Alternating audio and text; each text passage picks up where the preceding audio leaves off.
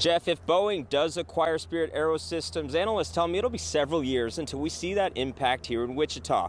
Now, one possibility is cutting layers of management, but a financial expert shared with me today that most jobs and production won't be going anywhere.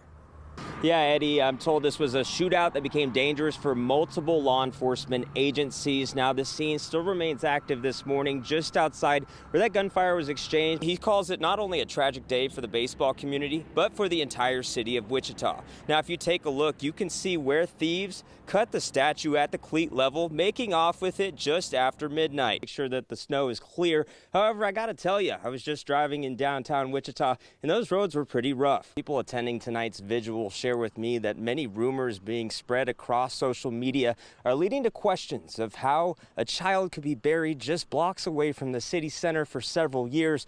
Rose Hills Police Chief shares with me that those questions could take several weeks to answer.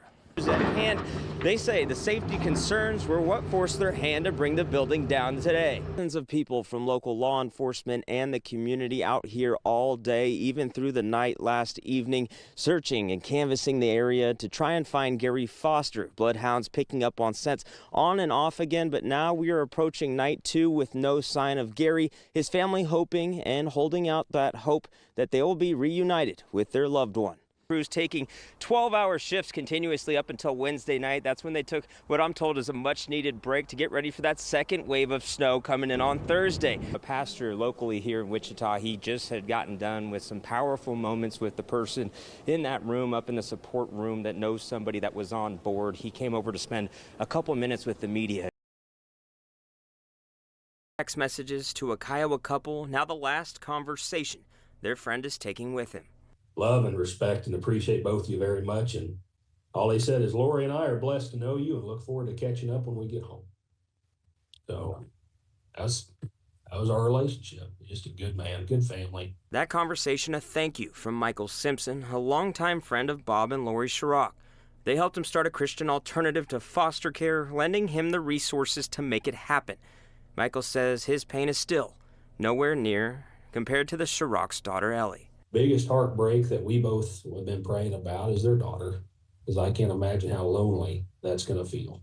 Ellie, a student at Villanova. Her parents would routinely take the flight to D.C. on their way to visit her near Philadelphia. One of her best friends, Grace Cantrell, says Ellie's parents were like a second set to hers, and waking up to the news is paralyzing.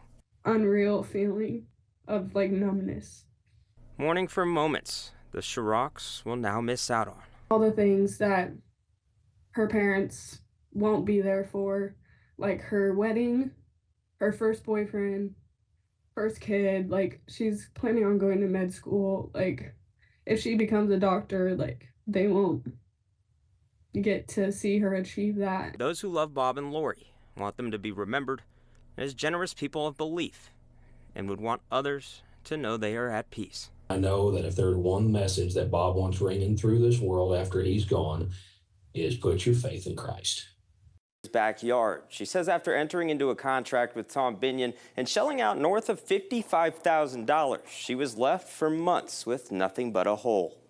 Donna Berry says she signed a contract in April to have Tom Binion build her dream pool. Now she says she's out the money and had to pay to fill it back in. I gave him $55,000. I never once thought in a million years I would have nothing to show for it. In November of last year, Dave Phillips says he contracted with Binion to build his family a pool and was left with the same result. We paid him up front. He asked for $22,000 in advance for the coping and the concrete. We gave that to him. Never happened.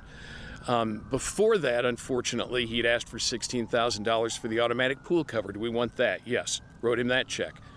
Never showed up. Told us where he'd bought it. We called him, no record. Binion says in 2023 he operated a franchisee, but in December he says he was mutually terminated from that company and started a business under a new name. Binion admits when he started in the pool business in 2019, he misbid concrete projects, causing his business to not be profitable, but says he never intended to steal his customers' money. I am deeply sorry that we came to this point. This was not what I had in mind at my age. And again, I've tried to be open and communicate with my customers. They may not say that I have been as communicative as I could be, but like I said, there was no ill will, no bad intent. Binion says he wants to make it right with his customers, but Dave, Donna, and dozens of others sharing their story online say he has yet to take action. I look back on this a lot. I look back and say, what could I have done differently throughout the entire course of business? A representative with the Better Business Bureau says Binion's business received an F rating for complaints gone unsolved. She says to always be leery of someone asking for full payment up front. Never paying more than a third of the total job up front.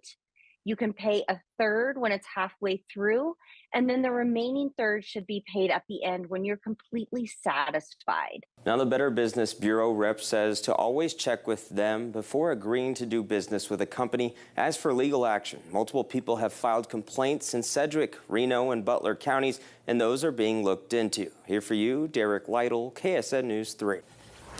Jeff, Julia, this is what's left of Deborah Zimmerman's front door. You can see it mangled here. Now, I want you to take a walk with me over to the room she was sleeping at this morning. You can see where the car smashed into it, almost hitting her as she slept in bed. Her son rushing over to pull parts of the wall frame off of her so that they could make it to safety.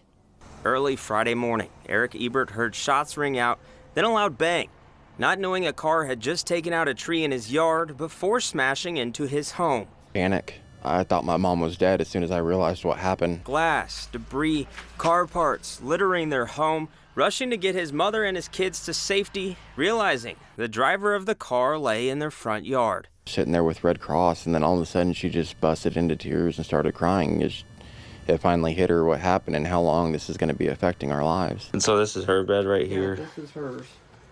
Excuse me, Dad. But Luckily, yeah. usually she sleeps either with me or my mother. And Recalling the near-death moments, Eric's mother, Deborah Zimmerman, says she's lucky to be alive. One of the boards actually went through right over my chest and stabbed into my closet door. 8 years of memories now gone. Deborah says the house has been deemed uninhabitable by insurance, and they are now without a place to live. I haven't stopped to let myself think about it because the one time I did, I about started crying because I don't know what to do. Thankful to be alive, but worried about the future. things are already tough for everybody right now, but it's going to take months to try to clear up and get things normal again, and it's going to be hard. We've never been through anything like this. The family tells me their insurance company is putting them up in a hotel for a week, but they do not know what their long-term solution is. Here for you in Hayesville, Derek Lytle, KSN News 3. Feel the sadness in the room when Wichita Fire Chief Tammy Snow burst into tears, speaking about their fallen firefighter. It's a ripple effect of pain already being felt across the state of Kansas. This is a loss that weighs heavily on all of us and very deeply. A Wichita firefighter rushed to the hospital after dashing into a burning home in Hayesville. The word of his passing, a gut punch to all first responders. Fire Chief Tammy Snow says firefighters face risk every day. And they do it with noble, selfless regard. It doesn't make this any easier, nor does the sacrifice of their loved one and the family any easier. Sedgwick County Commissioner Jim House says his son is a local firefighter. He says this news devastates the community. There is a lot of impact to a lot of families, a lot of friends and coworkers tonight.